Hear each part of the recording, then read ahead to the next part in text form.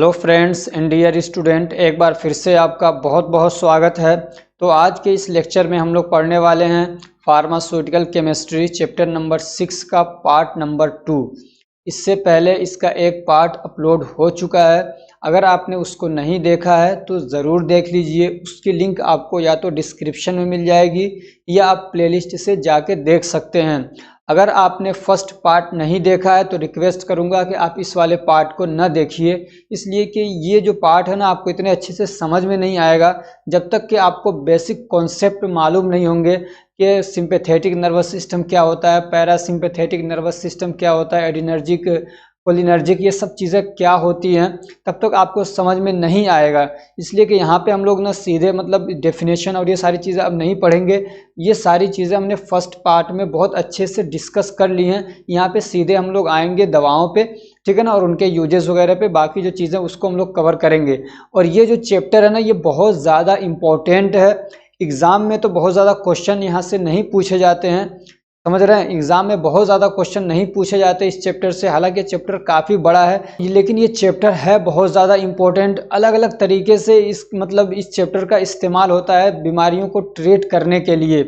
अगर कोई डॉक्टर है ना तो इस चैप्टर को समझे बिना वो डॉक्टर नहीं बन सकता है, समझ रहे हैं ना। बहुत सारी जगहों पे इसकी ज़रूरत पड़ती है सिंपैथेटिक और पैरासिम्पैथेटिक कंडीशन को समझने की, तब जाके आप अच्छे से ट्रीटमेंट कर पाएंगे। अगर आपको ये समझ में नहीं आ रहा है तो हाँ दो चार दवाएं रट के कि हाँ इसमें ये करेंगे उसमें ये करेंगे, लेकिन कोई भी कॉम्प्लिकेटेड सिचुएशन आपके पास है तो आप खुद से समझ ही नहीं पाएंगे कि कौन सी दवा इस कंडीशन में देनी चाहिए, अगर आपको ये समझ में नहीं आ रहा है। और अगर आपको ये समझ में आ रहा है तो आप कंडीशन देख के खुद अंदाज़ा लगा लेंगे कि कौन सी दवा हमको देनी है। बहुत सारी ऐसी कंडीशंस होती हैं जो इस चैप्टर से रिलेटेड हैं, समझ रहे हैं ना। तो इस चैप्टर को आपको अगर एक बार में समझ में ना आए तो 2 बार देखिए, 3 बार देखिए, पढ़िए, कई बार खुद से पढ़िए किताबों में ना। इस वाले चैप्टर में बहुत ज़्यादा आप टाइम दीजिए, उसके बाद आप देखिए कितना मज़ा आएगा आपको। क्या कहते हैं, अलग जब आप पढ़ेंगे फार्माकोथेरापेटिक्स तो वहाँ पे भी आपको बहुत मज़ा आएगा उसको पढ़ने में। अगर आपको ये चैप्टर अच्छे से समझ में आ गया और उसके एग्जाम्पल्स आपने याद कर लिए और थोड़ा बहुत और ये कि ये जो मतलब दवा है वो किस रिसेप्टर पे काम करती है, किस तरीके से और इसका इफेक्ट क्या होता है, यही 3-4 बातें हैं जो आपको इसमें समझना है। बाकी तो इसकी स्टेबिलिटी क्या है, उसका फॉर्मुलेशन कैसा होता है, ब्रांड नेम क्या है, ये सब में अगर ज़्यादा टाइम नहीं देते हैं आप कोई दिक्कत नहीं है। चलिए शुरू करते हैं। तो आज का हमारा टॉपिक है drugs acting on autonomic nervous system. तो अब यहाँ पे हम ये डिस्कस नहीं करेंगे कि सेंट्रल नर्वस सिस्टम क्या होता है, ऑटोनॉमिक नर्वस सिस्टम क्या होता है, सोमैटिक नर्वस सिस्टम क्या होता है, ये सब हमको अभी डिस्कस नहीं करना। ये आप पहले पार्ट में पढ़ चुके हैं। अब हम आते हैं सीधे एडिनर्जिक ड्रग्स पे, ठीक है ना, वह भी आप पढ़ चुके हैं। लेकिन यहाँ पे अब हम लोग डिटेल से पूरा सारी चीज़ें पढ़ेंगे, सारे एग्जाम्पल्स पढ़ेंगे और फिर उन एग्जाम्पल को भी याद भी कराऊंगा आपको कि वो किस पे काम करता है। बहुत आसानी के साथ एक माइंड मैप भी दूंगा आपको, ठीक है। तो adrenergic drugs are those drugs which stimulate the adrenergic receptor. तो एडिनर्जिक दवाएं वो दवाएं होती हैं which stimulate the adrenergic receptor. समझ में आ रही बात। तो एडिनर्जिक दवाएं वो होती हैं जो एडिनर्जिक रिसेप्टर को स्टिमुलेट करती हैं। स्टिमुलेट करने का मतलब उसको एक्टिव कर देती हैं, और जब वो रिसेप्टर्स एक्टिव होते हैं तो कुछ फंक्शन शुरू हो जाते हैं हमारी बॉडी के अंदर, ठीक है ना। And gives sympathetic action. और सिंपैथेटिक एक्शन क्या होती है, फिर वो जब मतलब क्या कहते हैं रिसेप्टर एक्टिवेट होते हैं तो फिर सिंपैथेटिक एक्शन शो होने लगते हैं। अब ये दवाएं क्या हैं तो उनके एग्जाम्पल जैसे कि एपिनेफ्रिन हो गया, नोर एपिनेफ्रिन हो गया, और भी कई सारी हैं। अब इसमें कुछ दवाएं ऐसी होती हैं, अब ये यहाँ समझिएगा, कुछ दवाएं ऐसी होती हैं जो हमारी बॉडी के अंदर वैसा ही सेम केमिकल मतलब रिलीज होते हैं, या वो हार्मोन हो सकते हैं या वो क्या कहते हैं न्यूरोट्रांसमीटर हो सकते हैं। और कुछ दवाएं इसके अंदर ऐसी आएंगी जो हमारी बॉडी के अंदर तो वो स्टिमुलेट मतलब क्या कहते हैं रिलीज नहीं होती, हमारी बॉडी उनको नहीं बनाती है। लेकिन हमने लेबोरेटरी के अंदर कुछ दवाएं ऐसी बना दी हैं जो जाके इन रिसेप्टर्स पे क्या है काम करती हैं। समझ में आ रही बात। कुछ दवाएं इसमें ऐसी होंगी जो हमारी बॉडी के अंदर बनती हैं तो वैसे हमने उसी नाम से दवा बना दी, या उसको हमने निकाल लिया किसी जानवर के अंदर से किसी भी तरीके से। लेकिन कुछ दवाएं ऐसी होती है जो हमारी बॉडी के अंदर वो बनती तो नहीं है, समझ में आ रही बात। लेकिन जब हम उन दवाओं को लेते हैं तो जो हमारी बॉडी के अंदर दवाएं बनती हैं उन्हीं की तरह से जाके वो भी इन रिसेप्टर्स पे काम करती हैं और वो फिर क्या है अपना एक्शन शो करती हैं, ठीक है। तो अब ये जो एड्रेनर्जिक रिसेप्टर हैं वो कौन से हैं, तो वो है अल्फा और बीटा, ठीक है ना। अब ये अल्फा बीटा दो तरीके के रिसेप्टर होते हैं और उसमें एक होता है अल्फा 1 और दूसरा होता है अल्फा 2, ऐसी बीटा 1 और बीटा 2 है तो ये दो ही, लेकिन इनको हमने और डिवाइड किया तो अल्फा 1 अल्फा 2 और बीटा 1 बीटा 2। अब कुछ दवाएं ऐसी होती हैं जो सिर्फ अल्फा 1 पे काम करती हैं तो उसको बोलते हैं अल्फा 1 सेलेक्टिव, उसको क्या बोलेंगे अल्फा 1 सेलेक्टिव। अब वो दो तरीके की होती हैं दवाएं, एक होती है एगोनिस्ट, एक होती है एंटागोनिस्ट। तो अगर एगोनिस्ट है तो कहेंगे अल्फा 1 सेलेक्टिव एगोनिस्ट, ठीक है ना। अगर सिर्फ अल्फा 2 पे काम करती है तो अल्फा 2 सेलेक्टिव एगोनिस्ट। अब कुछ दवाएं ऐसी होती है जो बीटा रिसेप्टर पे काम करती हैं तो अगर सेलेक्टिव है तो कहेंगे कि बीटा 1 सेलेक्टिव एगोनिस्ट या बीटा 1 सेलेक्टिव एंटागोनिस्ट। समझ में आ रही बात। और हो सकता है बीटा 2 एगोनिस्ट और बीटा 2 मतलब सेलेक्टिव एंटागोनिस्ट। अब एगोनिस्ट और एंटागोनिस्ट क्या होता है ये भी मैं डिस्कस कर चुका हूं। तो एगोनिस्ट वो दवाएं होती हैं जो हमारी बॉडी के अंदर कोई मतलब फंक्शन हो रहा था वो किसी वजह से रुक गया है, या कोई केमिकल रिलीज हो रहा था वो रिलीज नहीं हो रहा, कोई हार्मोन रिलीज हो रहा था नहीं हो रहा, तो वो दवा हम लेते हैं तो वो फिर उसको चालू करा देते हैं।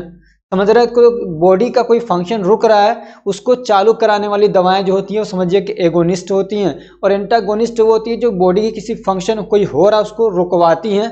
समझ में आ रही बात, तो वो होती है हमारी एंटागोनिस्ट, इतना समझिए।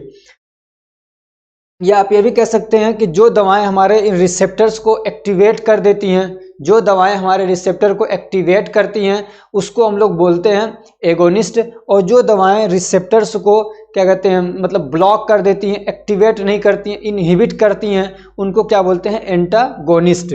ठीक, अब ये जो क्या कहते हैं एडिनर्जिक दवाएं हैं ये 3 तरीके की हैं। मतलब एडिनर्जिक दवाएं काम करने के हिसाब से 3 तरीके की हैं, इनकी क्लासिफिकेशन है। एक होती है डायरेक्ट एक्टिंग एडिनर्जिक एगोनिस्ट, ठीक है ना। यहाँ हम लोग एगोनिस्ट की बात कर रहे हैं तो इसीलिए यहाँ पे एगोनिस्ट लिखने की जरूरत नहीं है। हम लोग किसके बारे में पढ़ रहे हैं अभी, यहाँ पे एगोनिस्ट के बारे में पढ़ रहे हैं, ठीक है। तो ये 3 तरीके की होती हैं एगोनिस्ट। एक होती है डायरेक्ट एक्टिंग एडिनर्जिक एजेंट, इसका एग्जांपल जैसे कि एपिनेफ्रिन, नोरेपिनेफ्रिन, डोपामिन या डोब्यूटामिन। एपिनेफ्रिन को आप क्या कहते हैं एड्रीनलिन और नोरेपिनेफ्रिन को नॉर एड्रीनलिन भी कह सकते हैं। ये मैंने यहाँ पे इसलिए लिखा है कि आपके सिलेबस में जो मतलब दवाओं की एग्जाम्पल्स दिया है उसमें क्या है इन्हीं का एग्जाम्पल दिया, इसलिए मैंने क्लासिफिकेशन में उन्हीं के हिसाब से आपको यहाँ पे दे रहा हूँ, ठीक। दूसरा है इनडायरेक्ट एक्टिंग एडिनर्जिक एजेंट, तो इसका एग्जाम्पल क्या है जैसे कि एम्फेटामिन। और तीसरा क्या है मिक्स्ड एक्टिंग एडिनर्जिक एजेंट, तो इसका एग्जाम्पल क्या है एफेड्रिन। अब हम सबसे पहले शुरू करेंगे इसको, ठीक है ना, डायरेक्ट एक्टिंग एडिनर्जिक एजेंट्स। तो डायरेक्ट एक्टिंग एडिनर्जिक एजेंट्स वो होते हैं कि सीधे वो क्या है मतलब इस रिसेप्टर्स पे काम करते हैं और फिर क्या है उनका एक्शन शो होने लगता है तो डायरेक्टली काम करते हैं, ठीक है ना, एक्टिवेट कर देते हैं उनको। इनडायरेक्ट एजेंट वो होते हैं जो कि मतलब डायरेक्टली इन रिसेप्टर को एक्टिवेट नहीं करते हैं, बल्कि वो क्या करते हैं ये जो मतलब क्या कहते हैं न्यूरोट्रांसमीटर है या केमिकल्स हैं उनको रिलीज करवाते हैं और फिर ये जाके फिर उसको क्या रिसेप्टर को एक्टिवेट करते हैं। समझ में आ रही बात। ये सीधे रिसेप्टर पे काम नहीं करते बल्कि जो हार्मोन्स या जो क्या कहते हैं न्यूरोट्रांसमीटर इन रिसेप्टर पे काम करते हैं उनको रिलीज करवाने में ये काम करते हैं, ठीक है, उनको रिलीज करवाते हैं। और ये मिक्स्ड वाले यानी कि जो मिक्स्ड एक्टिंग एडिनर्जिक एजेंट हैं जैसे कि एफेड्रिन, तो ये क्या करते हैं डायरेक्टली भी काम करते हैं और इनडायरेक्टली भी काम करते हैं। डायरेक्ट जाकर रिसेप्टर पे बाइंड करके उनको एक्टिवेट करते हैं फिर उनका फंक्शन शो होता है, और दूसरे के इनडायरेक्टली यानी मतलब ये जो क्या कहते हैं जो केमिकल सब्सटेंस है इनको रिलीज भी करवाते हैं। तो दोनों तरीके से काम करते हैं ये। अब यहाँ पे ना ये जो मतलब आपको बहुत सारे कन्फ्यूजन होते हैं वो ये यहाँ पे समझेंगे तो आपको बहुत सारे कन्फ्यूजन दूर होंगे कि ये जो रिसेप्टर्स हैं ये कहाँ पे पाए जाते हैं। समझ में आ रही बात। इनका एक्शन क्या है वो तो समझ रहे हैं कहाँ ये एक्शन होगा, लेकिन वो एक्शन होगा कहाँ पे, दिखेगा आपको कहाँ, समझ रहे हैं। तो ये मतलब है कि ये रिसेप्टर्स हमारी बॉडी में कहाँ पाए जाते हैं। तो अल्फा 1 रिसेप्टर कहाँ पाया जाता है, जहाँ पे हमारे स्मूथ मसल्स हैं, जहाँ पे हमारे स्मूथ मसल्स हैं वहीं पे पाए जाते हैं हमारे अल्फा 1 रिसेप्टर। अब देखिए कहाँ पे, जैसे हार्ट हो गया हमारा, ब्लैडर हो गया, स्प्लीन हो गया, यूरेटस हो गया, ठीक है ना, और क्या हो गया हमारा आई हो गया। तो ये सारी जगहों पे पाया जाता है क्या हमारा अल्फा 1 रिसेप्टर। तो ये जो मतलब क्या कहते हैं आपके हार्ट हो गया, ब्लैडर हो गया, स्प्लीन हो गया और यूरेटर्स हो गया, तो इन सारी जगहों पे अगर इसको एक्टिवेट किया जाता है तो क्या होगा, कॉन्ट्रैक्शन होगा। समझ रहे क्या होगा, कॉन्ट्रैक्शन, रिलैक्सेशन होता है ना, तो कॉन्ट्रैक्शन कराता है अगर अल्फा 1 जो हमारा रिसेप्टर है वो एक्टिवेट होता है। और आई के अंदर क्या होता है, माइड्रिएसिस होता है, ठीक है ना। आई के अंदर भी हमारा अल्फा 1 रिसेप्टर पाया जाता है। तो अगर उसको हम लोग एक्टिवेट करते हैं तो हमारी आई के अंदर क्या मतलब यहाँ पे इन सारी जगहों पे तो कॉन्ट्रैक्शन होगा और आई में क्या होगा, माइड्रिएसिस होगा यानी डायलेशन होगा। ठीक, और ये अल्फा 2 रिसेप्टर हमारा कहाँ पाया जाता है, तो ये पैनक्रियास के अंदर पाया जाता है। और अगर इसको हम लोग एक्टिवेट करें तो क्या होगा, इंसुलिन का सिक्रेशन कम हो जाता है। समझ रहे हैं, ये समझिएगा बहुत ध्यान से। पैनक्रियास के अंदर अल्फा 2 रिसेप्टर पाया जाता है। अगर इसको हम लोग एक्टिवेट करें, डीएक्टिवेट की बात नहीं कर रहे हैं, अगर इसको हम लोग एक्टिवेट कर देते हैं तो फिर क्या होता है, इंसुलिन का सिक्रेशन रुक जाता है। अब ये बीटा 1 है, ये बीटा 1 कहाँ पे पाया जाता है, तो ये हमारे हार्ट के अंदर पाया जाता है। तो देखिए अल्फा 1 भी पाया जाता है हमारे हार्ट में और बीटा 1 भी हमारे हार्ट में पाया जाता है। ये क्या करता है, इंक्रीज हार्ट रेट, ये हमारे हार्ट रेट को बढ़ा देता है। बीटा 2 ये कहाँ पे पाया जाता है हमारा, तो ये पाया जाता है हमारे स्मूथ मसल्स में। ठीक है ना, बीटा 2 कहाँ पाया जाता है, स्मूथ मसल्स में पाया जाता है, जैसे कि हार्ट हो गया हमारा, ठीक है ना, ब्रोंकाई हो गया, यूरेटस हो गया, जीआईटी हो गया। जीआईटी का फुल फॉर्म तो अब तक आपको याद हो गया होगा, अगर याद है तो कमेंट करके ज़रूर बताइए। तो ये क्या कराता है, ये रिलैक्सेशन कराता है।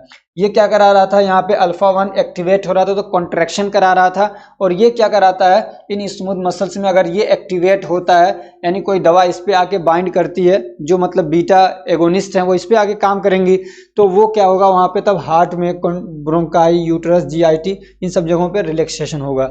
अब यहाँ पे फंक्शन लिखा हुआ है, ठीक है ना, जो मैंने यहाँ पे आपको इशारा कर दिया, बता दिया, वो यहाँ पे लिखा हुआ थोड़ा सा एक्सपेंडेड फॉर्म में। Function of alpha 2 receptor when it activated, जब अल्फा 2 रिसेप्टर एक्टिवेट किया जाता है यानी एक्टिवेट होता है, जैसे कि मान लीजिए फॉर एग्जांपल आपने एपिनेफ्रिन लिया तो जाके वो क्या कर रहा है, हमारे अल्फा 2 पे बाइंड कर रहा है, तो अब ये क्या होगा, एक्टिवेट हो जाएगा। अब जब ये एक्टिवेट होगा अल्फा 2 तो फिर क्या चेंजेस आएंगे हमारी बॉडी के अंदर, क्या फंक्शन दिखेंगे, क्या एक्शन दिखेंगे, तो क्या है, inhibition of nor epinephrine release. ठीक है ना, जब अल्फा 2 एक्टिवेट होता है तो नॉर एपिनेफ्रिन का रिलीज को क्या करता है, इनहिबिट कर देता है, यानी उसके रिलीज को रोकता है। ठीक है ना, इंक्रीज ब्लड प्रेशर, और क्या करता है, जब अल्फा 2 एक्टिवेट होता है तो ब्लड प्रेशर को बढ़ाता है। और क्या करता है, reduce the release of neurotransmitters, और फिर जब अल्फा 2 एक्टिवेट होता है तो बहुत सारे अलग अलग जो क्या कहते हैं न्यूरोट्रांसमीटर हैं उनके रिलीज को कम करा देता है, जैसे कि डोपामीन हो गया, डोपामाइन भी कह सकते हैं, ये सेरोटोनिन है। ठीक है ना, क्या है, सीरोटोनिन, ये भी एक न्यूरोट्रांसमीटर है, और एसिटाइल कोलिन ये भी न्यूरोट्रांसमीटर है। तो इनके क्या है, मतलब रिलीज को या इनके अमाउंट को क्या करवाता है, ये कम कर देता है। और क्या करता है, ये inhibition of insulin secretion, insulin के सिक्रेशन को कम करता है। और क्या करता है, इनहिबिशन ऑफ ग्लूकागोन सिक्रेशन, और ग्लूकागोन के सिक्रेशन को भी ये क्या करता है, कम कर देता है। ये दोनों जो है ना, ये हमारे क्या कहते हैं, पैनक्रियास से ही रिलीज होते हैं, इंसुलिन और ग्लूकागोन। अब इनके फंक्शन क्या है, अगर किसी को मालूम है तो ज़रूर कमेंट करके बताइएगा, मैं इसको बताऊंगा आगे, ये कहीं पे है, जब इसका आएगा शायद फार्माकोथेरापेटिक में है या कहीं पे है, मैं आपको बताऊंगा, इसको पढ़ा रखा मैंने। जिसको अगर मालूम है किसी को कि इनका फंक्शन क्या है तो ज़रूर बताएं कमेंट करके। अगर मैं इस सबको बहुत ज़्यादा एक्सप्लेन करते चलूँ तो बहुत ज़्यादा टाइम हो जाएगा, बहुत लेंदी हो जाएगा, और जो मेन टारगेट है जो आपको समझना है वो आप उससे भटक जाएंगे, इसलिए मैं हर एक को यहाँ पे एक्सप्लेन नहीं करूँगा। ठीक है, फंक्शन ऑफ अल्फा 1 रिसेप्टर अगर एक्टिवेट होता है तो क्या होगा, तो ये क्या होगा, वेसो कॉन्स्ट्रिक्शन कराएगा। क्या कराएगा, वेसो कॉन्स्ट्रिक्शन। वेसो कॉन्स्ट्रिक्शन मतलब जो हमारे ब्लड वेसल्स हैं वो सिकुड़ेंगे। ठीक है ना, तो फिर उसकी वजह से क्या होगा, ब्लड प्रेशर बढ़ जाएगा। तो समझ में आ रही होगी आपको बात कि अगर डायलेशन होता है तो ब्लड प्रेशर लो होगा, और कॉन्स्ट्रिक्शन होगा तो ब्लड प्रेशर हमारा हाई होगा। और क्या करता है, ये माइड्रिएसिस कराता है, यानी पुपिल का डायलेशन करा देता है। और क्या कराता है, कॉन्ट्रैक्शन ऑफ स्मूथ मसल्स, हमारे स्मूथ मसल्स में कॉन्ट्रैक्शन कराता है, जैसे कि जीआईटी हो गया, यूरिनरी ब्लैडर हो गया, यूट्रस हो गया। ठीक है, और क्या होता है, ग्लाइकोजेनोलाइसिस कराता है। ग्लाइकोजेनोलाइसिस का मतलब होता है break down of glycogen into glucose. हम जब खाना खाते हैं तो जितना हमारी बॉडी को ग्लूकोज की जरूरत होती है उतना यूज कर लेती है, बाकी को ग्लाइकोजन के फॉर्म में स्टोर कर लिया जाता है। ठीक है ना, ये काम सारा ज्यादातर लीवर में होता है। ठीक है ना, लीवर क्या करता है, उसको मतलब ग्लूकोज को ग्लाइकोजन के फॉर्म में स्टोर कर लेता है। फिर मान लीजिए मैं अब खाना मैंने खा लिया था, थोड़ा बहुत खाया, और 1 घंटा 2 घंटा मैं कंटिन्यूअसली बोल रहा हूँ, तो ग्लूकोज जो था थोड़ा बहुत वो तो खत्म हो गया। तो अब ग्लाइकोजन के फॉर्म में जो स्टोर है, लीवर यहाँ होता है, यहाँ नहीं होता है, लीवर इधर होता है, तो ग्लाइकोजन के फॉर्म में जो स्टोर है हमारा एनर्जी यानी ग्लूकोज, तो फिर लीवर क्या करता है, उसको ग्लूकोज में कन्वर्ट करता है और फिर वो यूज होता है, तो उसी प्रोसेस को बोलते हैं ग्लाइकोजेनोलाइसिस। तो जब हमारा अल्फा 1 एक्टिवेट होता है तो क्या करवाता है, ग्लाइकोजेनोलाइसिस करवाता है। अब ये दिख रहा है आपको, ये क्या है, डायरेक्ट एक्टिंग एजेंट्स। क्या, डायरेक्ट एक्टिंग एजेंट्स के बारे में हम लोग पढ़ने जा रहे हैं और उनके क्या है, ये एग्जाम्पल्स हैं और यही एग्जाम्पल्स आपके सिलेबस में दे रखे हैं। तो अगर डायरेक्ट एक्टिंग एजेंट के एग्जाम्पल्स पूछे तो आप ये एग्जाम्पल्स लिखेंगे वहाँ पे, ये उनके एग्जाम्पल्स है, ठीक है ना। नोरेपिनेफ्रिन, एपिनेफ्रिन, फेलिनेफ्रिन और क्या, डोपामीन, टर्ब्यूटालिन, सैलब्यूटामॉल और नेफाजोलिन और टेट्राहाइड्रोजोलिन। तो ये एग्जाम्पल से 8 दे रखे हैं। अब हम लोग किसके बारे में पढ़ रहे हैं, डायरेक्ट एक्टिंग एजेंट के बारे में पढ़ रहे हैं, ठीक है ना। ये डायरेक्टली मतलब रिसेप्टर पे जाके काम करते हैं। उसमें सबसे पहला एग्जाम्पल हमारा नॉरएपिनेफ्रिन। क्या है, नॉरएपिनेफ्रिन, जिसको हम लोग NE बोलते हैं। तो norepinephrine is also called noradrenaline, इसको हम लोग नॉरएड्रेनालिन भी बोलते हैं, NA। It is an organic chemical substance है। ये क्या है, एक ऑर्गेनिक केमिकल सब्सटेंस है। ऑर्गेनिक मतलब ये कि कार्बन इसके अंदर मेन क्या कहते हैं, एटम के तौर पे प्रेजेंट होता है। और ये कहाँ से रिलीज होता है, हमारे एड्रीनल ग्लैंड से रिलीज होता है, जो एड्रीनल कॉर्टेक्स होते हैं, ठीक है ना, वहां से रिलीज होता है। It is a precursor of epinephrine. और ये क्या है, एपिनेफ्रिन का प्रीकर्सर है। प्रीकर्सर का मतलब ये होता है कि ये एक ऐसा सब्सटेंस है कि उससे फिर आगे जाके नेफ्रिन, एपिनेफ्रिन बन जाएगा, समझ रहे हैं ना। इसके बनाने में ये हेल्प करता है। जैसे कि हम रोटी बनाते हैं तो पहले आटा गूंथते हैं ना, तो समझिए कि जो आटा है, वो जो मतलब गोधा हुआ आटा है, वो प्रीकर्सर है किसका, रोटी का। समझ में आ रही बात, यानी ये पहले बनता है, अब ये बनाया तो इससे एपिनेफ्रिन बनने में बहुत आसानी से बन जाता है। समझ में आ रही ना बात। तो ये होता है इसका प्रीकर्सर, यानी इससे गुजर के ये जाता है आगे और ये बना हुआ है। अगर अब इसके बनने में टाइम ज़्यादा लगता है, ये सब मतलब बहुत सारे प्रोसेस से जाके इस मतलब क्या कहते हैं, नॉरएपिनेफ्रिन बनता है और नॉरएपिनेफ्रिन से अगला स्टेप हमारा क्या बन जाता है, एपिनेफ्रिन बन जाता है। तो ये समझिए इसका प्रीकर्सर है। अब ये क्या है, it acts as a neurotransmitter, ये न्यूरोट्रांसमीटर की तरह से काम करता है, यानी जो हमारा नर्वस सिस्टम है वहाँ पे एक केमिकल की तरह काम करता है जो मैसेज ले जाने का काम करता है, ठीक है। It release in high amount during stress, और जब स्ट्रेस कंडीशन होती है, यानी आदमी दबाव में होता है, टेंशन में है, एंजाइटी में है, या डेंजर सिचुएशन जैसे कि फाइट, फ्लाइट और फ्राइट, इन सब कंडीशन में होता है आदमी, फ्राइट मतलब डर, ठीक है। तो फिर क्या होता है, ये ज्यादा अमाउंट में रिलीज होता है, कौन, नॉरएपिनेफ्रिन। और it increase the heart rate, ये हार्ट रेट को बढ़ा देता है और ब्लड प्रेशर को भी बढ़ा देता है, ठीक है ना। अब हमने ये देखा कि ये जो केमिकल है नॉरएपिनेफ्रिन, जब ये हमारी बॉडी के अंदर रिलीज होता है तो ये क्या कर रहा है, हमारे ब्लड प्रेशर को बढ़ाता है। कैसे बढ़ाता है कि हमारे हार्ट रेट को बढ़ा देता है, कॉन्स्ट्रिक्शन करा देता है ब्लड वेसल्स का। अब हमको ये पता तो चल गया कि ये ऐसे काम करता है। अब कई बार हमको ऐसी ज़रूरत पड़ती है कि ब्लड प्रेशर बढ़ाना है, समझ रहे हैं, हमको कई बार ऐसी ज़रूरत पड़ती है कि आदमी का ब्लड प्रेशर बढ़ाना है। तो हमने सोचा यार ये जो नॉरएपिनेफ्रिन ये ब्लड प्रेशर को बढ़ाता है, हमने उसी ऐसी दवा बना दी, समझ रहे हैं, या उसको हमने कहीं से रिलीज करवा लिया, किसी क्या कहते हैं, किसी जानवर से रिलीज करा लिया, कैसे भी, तो हमने उसको अपनी दवा के तौर पे अब यूज़ करना शुरू कर दिया। और कई सारे ऐसे कंडीशन आते हैं जहाँ ब्लड प्रेशर बढ़ाना है, जैसे किसी की सर्जरी हुई है, ब्लड प्रेशर लो है, एक्सीडेंट हो गया, ब्लड प्रेशर बहुत ज़्यादा लो है, तो हम लोग उसको क्या दे देते हैं, नॉरएपिनेफ्रिन दे देंगे, तो उसका ब्लड प्रेशर क्या हो जाएगा, बढ़ जाएगा। अब इसका केमिकल नेम और स्ट्रक्चर भी पूछ सकता है, तो बहुत ज़्यादा परेशान होने की ज़रूरत नहीं है। एक आध ही केमिकल स्ट्रक्चर मतलब पूछता है, और बहुत सारे जगहों पे मैंने देखा कि पूछा ही नहीं है, कि एक आध केमिकल नेम पूछ लिया।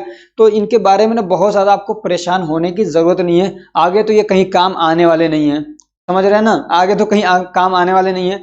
फिर भी अगर आपको याद करना है तो आप इनको याद कर लीजिएगा, ठीक है ना। यहाँ पे ये स्ट्रक्चर है इसका, ये स्ट्रक्चर एक दो बार प्रैक्टिस कर लीजिए। और ये इसका केमिकल नेम है। अगर आपको नेमिंग करना आता है तो फिर आसान है, और अगर नेमिंग करना नहीं आता है तो फिर इसको याद करना बहुत मुश्किल है, समझ रहे हैं ना। तो इसलिए मैं तो ये कहूँगा, अगर आपको नेमिंग आती है, अभी ऐसा नहीं कि मैं बैठ के आपको नेमिंग कराऊँ तो बहुत ज़्यादा टाइम हो जाएगा, समझ रहे हैं ना। तो ये अगर आप नेमिंग मतलब अगर आती है, अगर नहीं भी आती है तो आप इसके बहुत सारे वीडियोस पड़ी हुई हैं यूट्यूब पे, कैसे नेमिंग करते हो देख लीजिएगा, ठीक है ना। मैं रिकमेंड भी कर दूंगा। तो क्या कहते हैं, ये इसका स्ट्रक्चर है, एक दो बार प्रैक्टिस कर लीजिएगा अगर आपको इसमें दिलचस्पी है, ठीक है ना। अब इसके यूजेस हम लोग देखते हैं। It is use to treat low blood pressure, ये जो क्या कहते हैं नॉरएपिनेफ्रिन है, इसको कब यूज़ किया जाता है, लो ब्लड प्रेशर कंडीशन में यूज़ करते हैं, यानी हाइपोटेंशन है ये होपो नहीं है, हाइपो। हाइपोटेंशन है तो उसमें यूज करते हैं इसको, ताकि ये ब्लड प्रेशर को बढ़ा दे, हार्ट रेट को बढ़ा देता है, ठीक है ना। और जैसे ये कब कम हो, मतलब हाइपोटेंशन ऐसा हो जो सर्जिकल या एक्सीडेंटल हो, ठीक है ना, यानी सर्जरी वगैरह होती है तब भी ब्लड प्रेशर डाउन हो जाता है, ठीक है ना, या ब्लड लॉस हो गया बहुत ज़्यादा तब भी ब्लड प्रेशर लो हो जाता है, या हेमरेज है यानी कहीं से ब्लड वगैरह मतलब फ्लो कर रहा है, वो मतलब क्या होगा, एक्सीडेंट वगैरह होता है तो हेमरेज होता है, उसमें ब्लड बहने लग जाता है, नसें फट जाती हैं। स्टोरेज कंडीशन क्या है इसका, तो it should be stored in PVC bag. PVC bag में इसको क्या करते हैं, मतलब हम पैक करेंगे, और कितने डिग्री सेल्सियस पे, 4 डिग्री सेल्सियस पे अगर रखते हैं तो ये 61 दिन तक रहता है, ठीक है ना, मतलब एक्सपायर नहीं होगा। And it should be protected from light, और लाइट से इसको बचाना है। और अगर इसको मतलब रूम टेम्परेचर पे या 23 डिग्री सेल्सियस पे रखते हैं तो ये क्या है, 24 घंटे के अंदर एक्सपायर हो जाता है। और इसका फॉर्मुलेशन क्या है, तो इसके इंजेक्शन आते हैं। पॉपुलर ब्रांड नेम क्या है, तो लिवोफेड। क्या है, लिवोफेड, ये इसका पॉपुलर ब्रांड नेम है। और ये पॉपुलर ब्रांड तो इतना याद वाद होता नहीं है, समझ रहे हो ना, याद नहीं होगा ये कि आप जो नाम है ना उसी नाम को अगर पूछ ले, कभी बहुत कम पूछता है। अगर पॉपुलर ब्रांड नेम अगर याद हो जा रहा है आपको, ठीक है, वरना जो इस केमिकल का नाम है ना वही उठा के वहां पे डाल दीजिए। या ये समझिए कि आपकी कोई कंपनी है और आप इसका आप क्या नाम देंगे, कुछ भी नाम रख दीजिए, समझ रहे, उसी से मिलता जुलता आप एक नाम बना दीजिए, ठीक है ना। जो भी कंपनियां होती हैं तो वो क्या करती है, अपनी मर्जी से एक नाम रख लेती है, कोई उसमें से मतलब अच्छी कंपनी है, कोई दवा उसका मतलब क्या फेमस हो गई तो वही ब्रांड नेम उसका पॉपुलर ब्रांड नेम हो जाता है। एपिनेफ्रिन, ठीक है ना। अब ये अभी हमने क्या पढ़ा, नोरेपिनेफ्रिन, अब हम पढ़ रहे हैं एपिनेफ्रिन।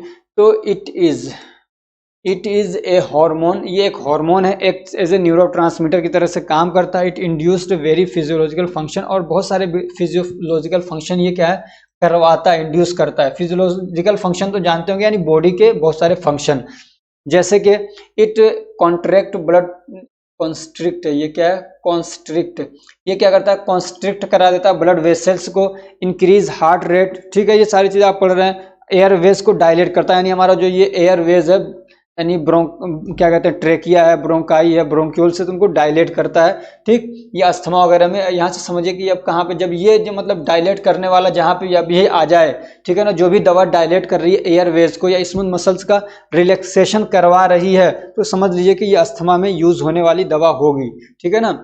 इट प्रिपेयर्स,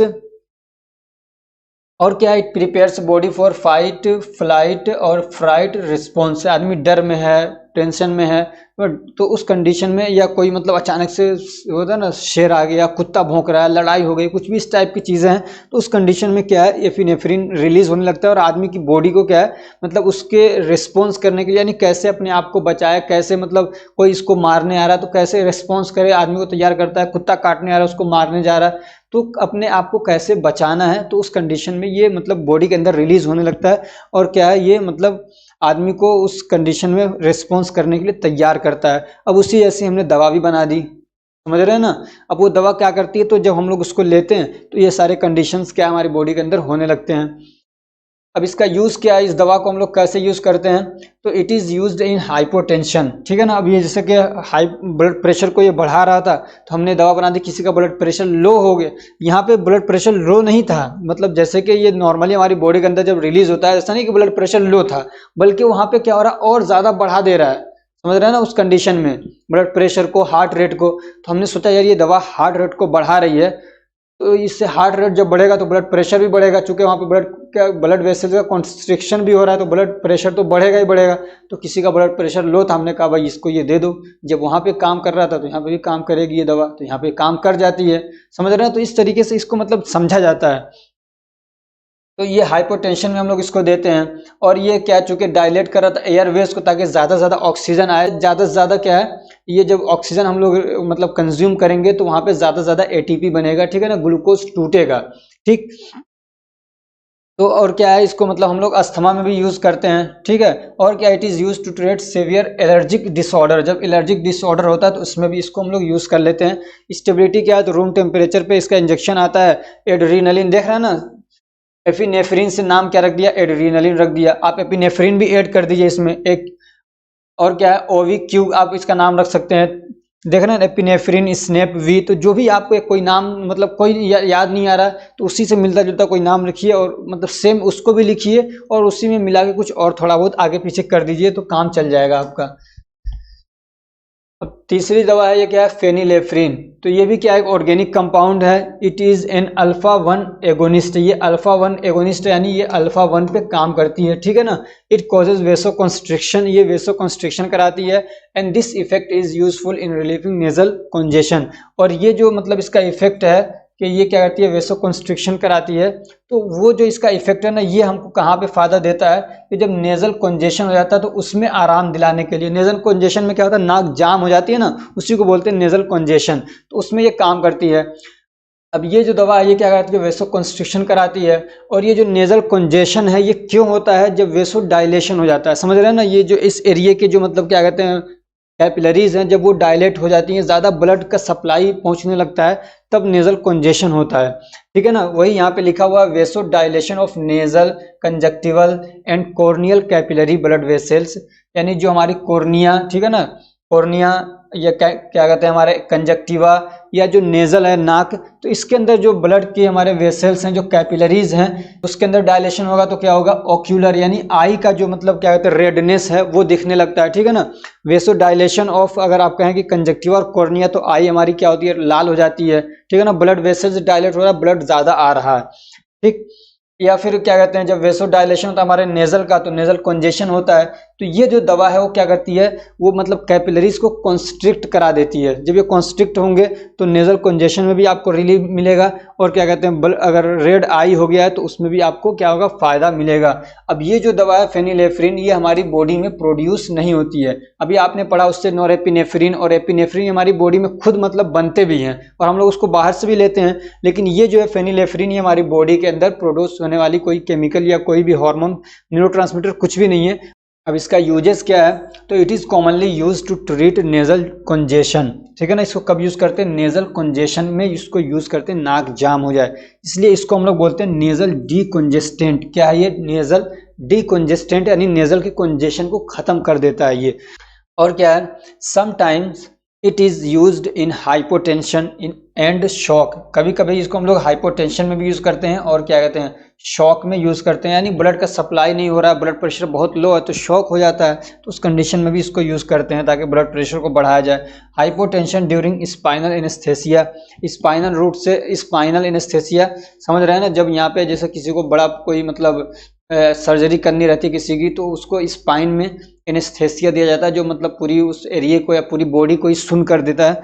तो उसकी वजह से फिर क्या होता है, मतलब आदमी का ब्लड प्रेशर लो हो जाता है, तो उसको ब्लड प्रेशर को बढ़ाने के लिए भी इसको दिया जा सकता है। और क्या है, it is used in sinusitis. Sinus एक इन्फेक्शन होता है, ठीक है ना, जो हमारे इस वाले एरिया में, ये जो एरिया है ना, ये इतने इस एरिया में होता है। ये बैक्टीरियल भी हो सकता है, वायरल भी हो सकता है। वहाँ पे आप देखेंगे ऐसे इसमें तो सफ़ेद सफ़ेद सा दिखता है। कई बार मतलब ऐसा हो जाता है और आदमी दर्द की दवा खाता है, फिर ठीक हुआ, फिर हो जाता है, फिर दर्द होने लगता है, फिर दर्द की दवा खाई, फिर ठीक हुआ, फिर होने लगता है। क्योंकि वो जो साइनस है ना, वो मतलब उनकी वजह से हो रहा है। तो इसलिए उसको जब हम लोग नाक में डाल देते हैं, जो कहते हैं नेजल ड्रॉप आता है वो डाला, तो फिर ये जो जो क्या कहते हैं, जो साइनस का इन्फेक्शन है, जिसको हम लोग बोलते हैं साइनसाइटिस, यानी यहाँ पे क्या होता है, इन्फ्लामेशन हो जाता है, सूजन हो जाता है, और इस एरिया में होता है पूरा, तो ये दिमाग तक मतलब करीबी है, तो दर्द होना शुरू हो जाता है, ठीक है ना। तो उसमें हम लोग इसको देते हैं, ठीक है ना, साइनस का इन्फेक्शन जब होता है उसमें। और ये जो आइटिस आता है, इसका मतलब समझिए कि वहाँ पे इन्फ्लामेशन, सूजन वगैरह है। रूम टेम्परेचर पे इसको रखेंगे। और ये 4-5 जो पॉइंट्स होते हैं ना, जैसे ये देखिए कि इसको रूम टेम्परेचर हो गया, लाइट से इसको बचा के रखेंगे, बच्चों से इसको दूर रखेंगे, समझ रहे हैं ना। ये कुछ चीज़ें हैं जो मतलब आपको याद रहना चाहिए, क्या कहते हैं, स्टेबिलिटी और स्टोरेज कंडीशन में। और 3-4 चीज़ें हैं जो मैंने आपको आगे ऐड कर रखा है, तो उसको देख लीजिएगा, ठीक है ना। जहाँ पे भी आए तो ये आप कुछ भी याद नहीं आ रहा उसका रूम टेम्परेचर कितना, उसका मतलब स्टोरेज और स्टेबिलिटी कंडीशन क्या है, तो ये 4-5 चीज़ें होती हैं जो आप उस वहाँ पे ऐड कर दीजिएगा हर एक में, चाहे कहीं पे भी आए। अब टाइप्स ऑफ फॉर्मुलेशन, तो इसके इंजेक्शन भी आते हैं, टेबलेट भी आते हैं, नेजल ड्रॉप भी आता है और कैप्सूल भी आते हैं। तो इसका पॉपुलर ब्रांड नेम में आ गया आपका नियोसाइनेफ्रिन, ठीक है ना, ऐसे पैरागोन, ठीक है ना, 1-2 याद कर लीजिए। अब अगला है नेफाजोलिन। ये भी सेम उसी की तरह से हमने जो अभी पढ़ा ना पीछे फेनिलेफ्रिन, तो वो भी सेम उसी की तरीके से, ये भी इसका सारा कुछ इसी की तरह से है, ठीक है ना। और ये क्या है, ये भी और वो भी ओटीसी मेडिसिन के तौर पे अवेलेबल हैं। Over the counter, OTC medicine का मतलब होता है ओवर द काउंटर, यानी ये कोई भी आदमी जाके मेडिकल स्टोर से ले सकता है, इसमें डॉक्टर से प्रिस्क्रिप्शन की जरूरत नहीं होती है। बहुत सारी दवाएं ऐसी होती है जो आपको मतलब नहीं दी जाएंगी, आप जाके सीधे मांगे, हालांकि दे देते हैं बहुत सारे मेडिकल स्टोर वाले, लेकिन वो गलती करते हैं। बहुत सारी ऐसी दवाएं हैं जो कि सिर्फ मतलब क्या कहते हैं, जो मतलब शेड्यूल एक्स की कैटेगरी में आती हैं, शेड्यूल एच की कैटेगरी में आती हैं, तो वो हर एक आदमी को देने के लिए नहीं होती हैं, बल्कि जब कोई डॉक्टर प्रिस्क्राइब करता है तभी वो दवा दी जानी चाहिए, ठीक है ना, फार्मासिस्ट की तरफ से। लेकिन बहुत सारे लोग पैसा कमाने का तो मतलब होता है तो उठा के दे देते हैं। लेकिन जो दवाएं ओटीसी कंडीशन में आती हैं, ओटीसी लिस्ट में आती हैं, तो उनको मतलब बिना किसी प्रिस्क्रिप्शन के दे दिया जाता है। जैसे पैरासीटामोल कोई भी जाएगा मांगेगा उसको मिल जाएंगी। ऐसे ही जो ये क्या कहते हैं नेफाजोलिन है, ये भी क्या ओटीसी की लिस्ट में आती है, तो इसको भी मतलब अगर आप जाके ले सकते हैं। ओवर द काउंटर होता है इसका, ठीक है ना, ओवर द काउंटर, ठीक है ना। पूरा ब्रांड नेम वगैरह सब देख लीजिएगा। और इसका ये क्या है, केमिकल नेम है और ये केमिकल स्ट्रक्चर है। अब इसको डिफाइन करने जाए तो बहुत टाइम लग जाएगा, वैसे ही काफ़ी लंबी हो चुकी है वीडियो, अभी तो 4 ही दवा हम लोग पढ़े हैं, ठीक है ना। ये जो इतना होता है इसको हम लोग बोलते हैं ये नेफ्थलीन, ठीक है ना। और ये आपने पढ़ा होगा, ये क्या है हमारा इमिडाजोल, क्या है इमिडाजोल ठीक है। अब यहाँ पे ये किस पोजीशन पे लगा है उस हिसाब से यहाँ पे 2 आ जाता है, ठीक है ना। अब कैसे करेंगे, तो जैसे कि इसको हम लोग माना यहाँ से, तो यहाँ से गिनेंगे 1 2, तो 2 पोजीशन पे ये लगा हुआ है, ठीक है ना।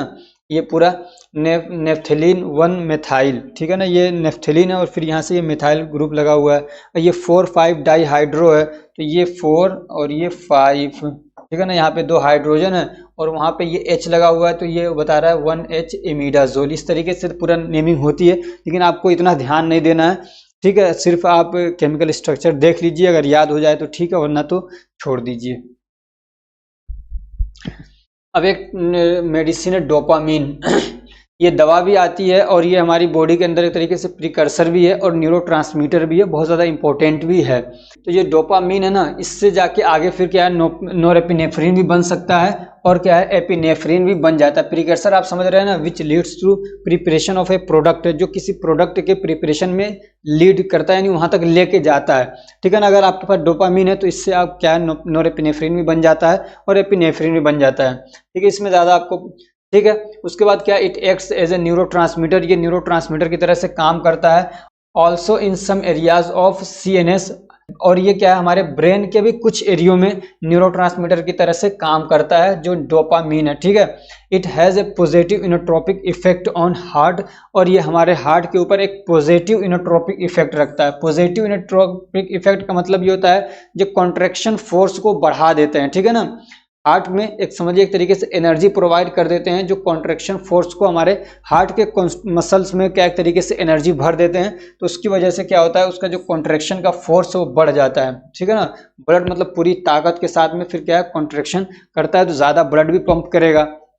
और देखिए इसके बारे में, it is produced in several areas of brain, ये हमारे क्या है ब्रेन के भी कई सारे एरियो में बनता है, ठीक है ना, प्रोड्यूस होता है। और न्यूरोट्रांसमीटर है तो ये हमारे न्यूरॉन के अंदर भी बनता है।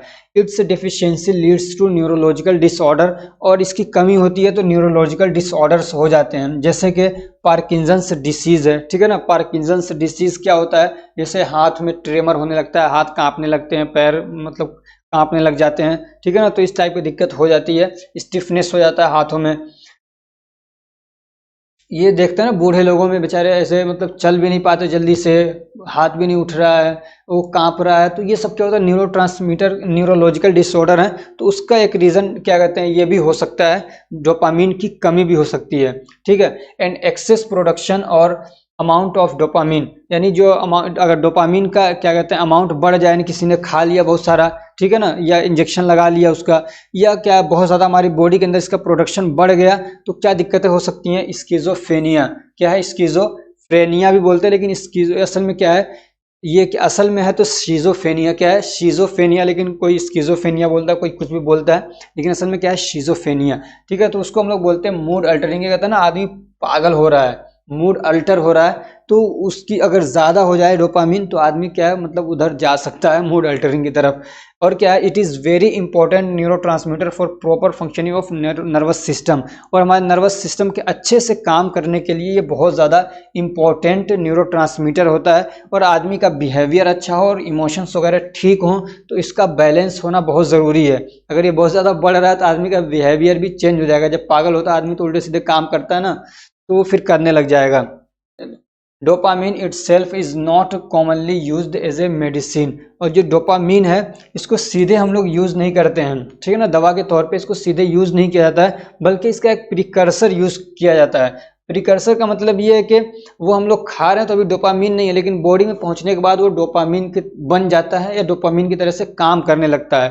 तो इसका प्रिकर्सर क्या है, वो होता है लीवोडोपा। क्या है, लीवोडोपा। और इसको मतलब हम लोग सीधे यूज़ क्यों नहीं करते हैं कि ये क्या है, ये ब्लड ब्रेन बैरियर को क्रॉस नहीं कर पाता है, लेकिन ये क्रॉस कर जाता है, ये पहुंच जाएगा, फिर जाके हमारे ब्लड में ये क्या होता है मतलब जहाँ पे भी पहुंच गया तो वहाँ जाके अब ये डोपामिन बन जाता है, ठीक है ना। मान लीजिए हमारे ब्रेन में इसकी कमी हो रही है, अब इसको अगर हम लोग खिलाएं तो वो ब्रेन में पहुंचेगा नहीं, इसलिए कि ब्लड ब्रेन बैरियर को क्रॉस नहीं कर पाता है। ये समझिए एक सिस्टम है, सिक्योरिटी है, जो सब चीज़ों को ब्रेन में नहीं पहुंचने देती है, समझ रहे हैं, एक सिक्योरिटी गार्ड है जो हर चीज़ को ब्रेन में नहीं जाने देता, वही होता है ब्लड ब्रेन बैरियर। तो कुछ दवाओं को तो मतलब वहाँ पे एंट्री है, कुछ की नहीं है, तो लीवोडोपा जो है वो जा सकता है वहाँ पे, तो ये जब जाता है फिर वहाँ जाके क्या है, डोपामिन बन जाता है। तो इस तरीके से इसको यूज़ किया जाता है। जैसे पार्किंसंस डिसीज़ है तो उसमें भी हम लोग इसको यूज़ कर लेते हैं लीवोडोपा को।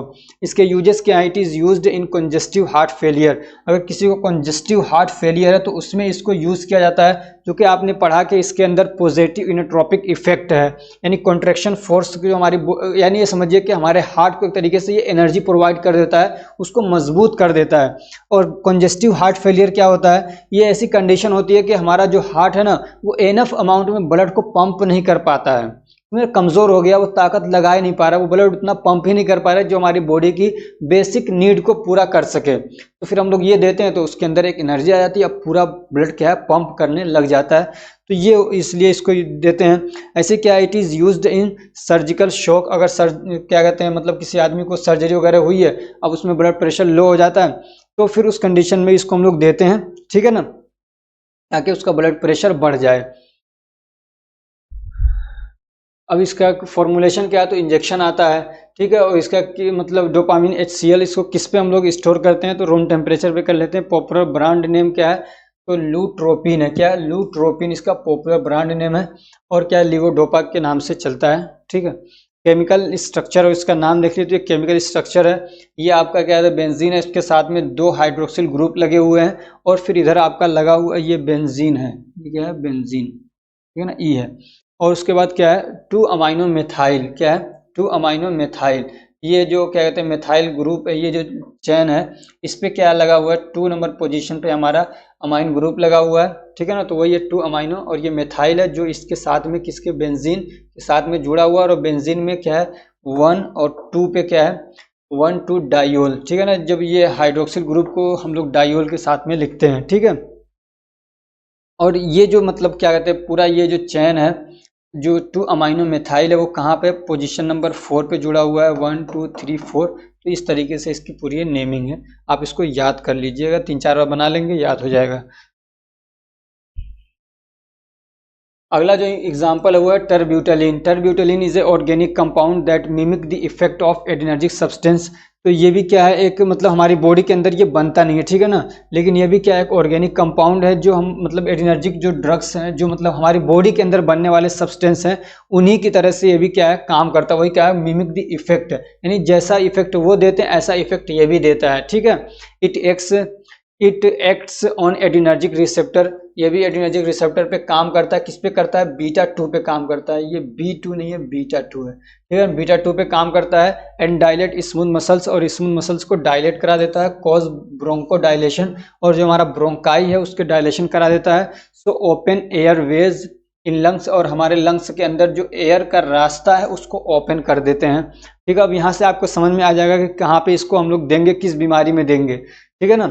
और ये हमारी बॉडी के अंदर प्रोड्यूस नहीं होता, इसको हम लोग कहाँ पे यूज़ करते हैं, तो क्या कहते हैं, it is used in disease lead to breathlessness, यानी आदमी का ना सांस फूलने लगता है, पूरी तरीके से सांस नहीं मिल पा रहा है, ऐसे करने लग जाता है ना, हाँफने लग जाता है, उसमें क्या होता है वो ब्रेथलेसनेस है, यानी पूरा उसको सांस नहीं मिल रहा है। तो वो क्या होता है समझिए एक तरीके से मतलब एयरवेज क्या कॉन्स्ट्रिक्ट हो गया पूरी तरीके से, उसमें ऑक्सीजन जा नहीं पा रहा है, इसलिए उसको जल्दी जल्दी लेने की जरूरत पड़ रही है। अब ये किस कंडीशंस में होता है, जैसे अस्थमा हो गया, सीओपीडी हो गया, ठीक है ना, क्रोनिक ऑब्स्ट्रक्टिव पल्मोनरी डिसीज बोलते हैं सीओपीडी को, तो उस कंडीशन में, या ब्रोंकाइटिस हो गया, एम्फाइसीमा हो गया। अब ये सारी बीमारियां क्या हैं, कैसे होती हैं, सारी डिटेल आप पढ़ेंगे, ठीक है ना। फार्माकोथेरापेटिक में या फार्माकोलॉजी के अंदर भी थोड़ा बहुत डिटेल है इनकी, तो इनको परेशान नहीं होना है। आपको अगर ज़्यादा दिलचस्पी है तो फार्माकोथेरापेटिक में आप जाके इसको पढ़ सकते हैं, या आप सर्च करिए अस्थमा एसआर फार्मेसी, तो आपको मिल जाएगी वीडियो। सीओपीडी डालिए, एसआर फार्मेसी लिखेंगे आ जाएगा, आपको वहाँ से पढ़ सकते हैं। ब्रोंकाइटिस है, एम्फाइसीमा है, ये हार्ट से रिलेटेड, मतलब जो क्या कहते हैं एयरवेज से रिलेटेड जो बीमारियां हैं वो सारी ये हैं, ठीक है ना, ब्रोंकाइटिस और ये सारी चीज़ें, तो उसमें हम लोग इसको यूज़ करते हैं टेरब्यूटोलिन को। एक आता है सेल्ब्यूटामोल, ये याद रखिएगा, सेल्ब्यूटामोल भी यूज होता है, ठीक है ना। अस्थलीन करके एक दवा आती है, मतलब ब्रांड नेम है अस्थलीन, तो वो बहुत ज़्यादा यूज होती है इन कंडीशंस में।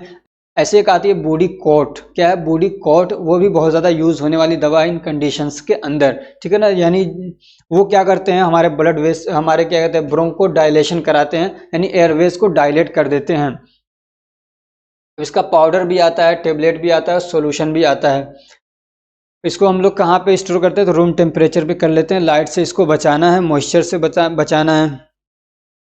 अब इसके पॉपुलर ब्रांड नेम है, जैसे आप ये याद कर सकते हैं, कर लीजिए ब्रेथीन, ठीक है ना, या टर्ब्यूटलिन, ठीक है। तो एक दो नाम याद कर लीजिएगा इसका। ये आ गया सैल्ब्यूटामोल, ठीक है ना। तो सेम जैसा कि टर्ब्यूटलिन है, सेम वैसे ये भी बहुत ज़्यादा यूज़ होने वाली दवा है, ठीक है ना। ये अस्थलीन के नाम से का आता है, बहुत ज़्यादा यूज़ होती है, बहुत ज़्यादा ही, मतलब जो भी मतलब इस टाइप की कंडीशंस होती हैं, अस्थमा से रिलेटेड, सीओपीडी से रिलेटेड, यानी जहाँ पे भी सांस फूल रहा है, आदमी को पूरा सांस नहीं जा पा रहा है, कॉन्स्ट्रिक्शन हो गया है, ठीक है ना, एयरवेज में दिक्कत है कुछ भी, तो वहाँ पे हम लोग इसको यूज़ करते हैं। सारी चीज़ें इसकी जो भी हैं वो किसकी तरीके से क्या कहते हैं टर्ब्यूटलिन की तरह, और सेल्ब्यूटामोल को हम लोग क्या बोलते हैं अल्ब्यूटेरोल भी बोलते हैं, ठीक है। स्टेबिलिटी वगैरह सब जो भी है वो किस क्या है टर्ब्यूटलिन की तरह से इसका भी। और क्या है आठवीं जो इसका एग्जाम्पल है वो है टेट्राहाइड्रोजोलिन, तो it is an alpha adrenergic agonist. ये भी क्या है अल्फा एडिनर्जिक एगोनिस्ट है, विच कॉजेज वेसो कॉन्स्ट्रिक्शन, ये क्या करता है वेसो कॉन्स्ट्रिक्शन कराता है, and use to treat redness of eye, और आंखों में लालपन हो गया है, ठीक है ना, आंखें लाल हो जाती हैं, कंजक्टिवाइटिस वगैरह हो गया, तो उस कंडीशन में हम लोग इसको यूज करते हैं। एंड नेजल कॉन्जेशन है, ये लोंजेशन नहीं है, कॉन्जेशन है, नेजल कॉन्जेशन हो गया, ठीक है, उसमें इसको हम लोग यूज करते हैं टेट्राहाइड्रोजोलिन को, ठीक है। दो चीजें यहाँ पे लिखी हुई हैं।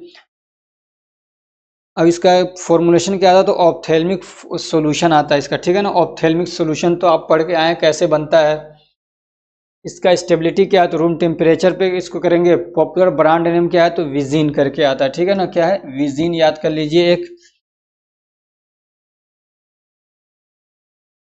अब यहाँ पे एक माइंड मैप है, ठीक है ना, यानी कैसे मतलब याद करेंगे कि बीटा ब्लॉकर कौन सा, मतलब कि कौन सा बीटा पे काम करता है, कौन सा अल्फा पे काम करता है। तो एडिनर्जिक डायरेक्ट एक्टिंग, ये एडिंग नहीं है, ये क्या है एक्टिंग, डायरेक्ट एक्टिंग एजेंट्स हैं, दो तरीके के हैं, आपको मालूम है, एक अल्फा एगोनिस्ट है और एक है बीटा एगोनिस्ट।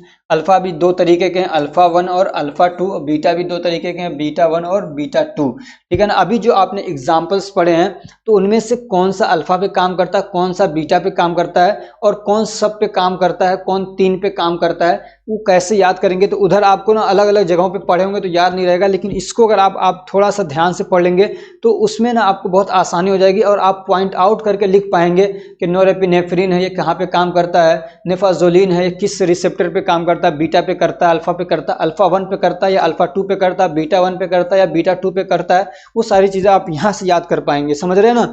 तो जैसे कि आपने पढ़ा फेनिलेफ्रिन, तो ये क्या है, ये अल्फा 1 पे काम करता है, ठीक है ना, अल्फा 1 एगोनिस्ट है, यानी अल्फा 1 पे काम करता है, ठीक है। नेफाजोलिन है, ये भी इसी पे काम करता है। हाइड्रोजोलिन है, अभी आपने पढ़ा लास्ट में, तो ये तीनों किस पे काम करते हैं, अल्फा 1 पे काम करते हैं, या आप ये भी कह सकते हैं कि ये अल्फा 1 एगोनिस्ट हैं, सेलेक्टिव अल्फा 1 एगोनिस्ट हैं ये तीनों, ठीक है ना। ये क्या कहते हैं वेसो कॉन्स्ट्रिक्टर भी हैं। दूसरा यहाँ पे है बीटा 2, ठीक है ना। क्या है बीटा 2, ये क्या है बीटा 2 सेलेक्टिव एगोनिस्ट है, जैसे कि टर्ब्यूटेलिन और सेल्ब्यूटामोल। तो ये दोनों क्या है किस पे काम करते हैं, बीटा 2 पे काम करते हैं। तो 3 2 5 आपने पढ़ लिया, ठीक है ना। और 8 एग्जाम्पल थे, 3 और रह गए हैं एग्जाम्पल्स आपके। तो ये तो याद हो गया होगा ना, टर्ब्यूटेलिन और सल्ब्यूटामोल कहाँ पे काम करते हैं, बीटा 2 पे काम करते हैं।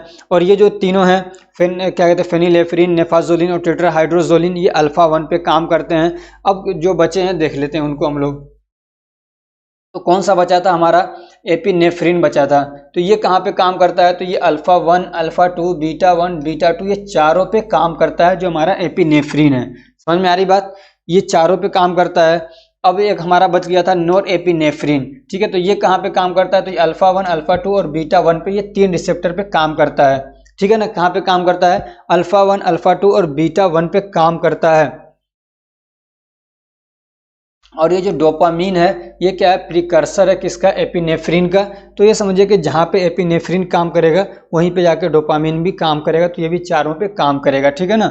ये इसका प्रिकर्सर है, इससे एपिनेफ्रिन बन जाएगा तो वो चारों पे जाके काम करेगा। तो ये आपका एक माइंड मैप हो गया। इसका एक स्क्रीनशॉट लेना चाहें तो आप ले सकते हैं, ठीक है ना, कि ये कौन सा कहाँ पे काम करता है।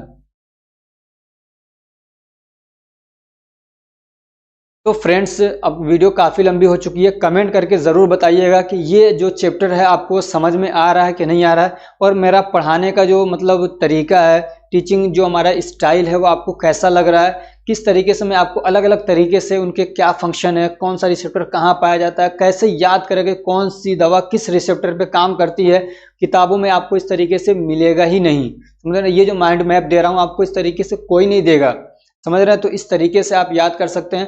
तो अब कमेंट करना, लाइक करना, वीडियो को शेयर करना बिल्कुल भी ना भूलिएगा। और अभी तक अगर आपने चैनल के नोटिफिकेशन बटन को नहीं दबाया है तो उसको दबा लीजिएगा, ठीक है, ताकि आपको वीडियोस जो आए उसकी नोटिफिकेशन मिल जाए और आराम से आप जल्दी से उसको देख सकें। काफ़ी लंबी हो चुकी है तो वीडियो को कर दीजिए लाइक और मुझे दीजिए इजाज़त। Thank you so much for watching.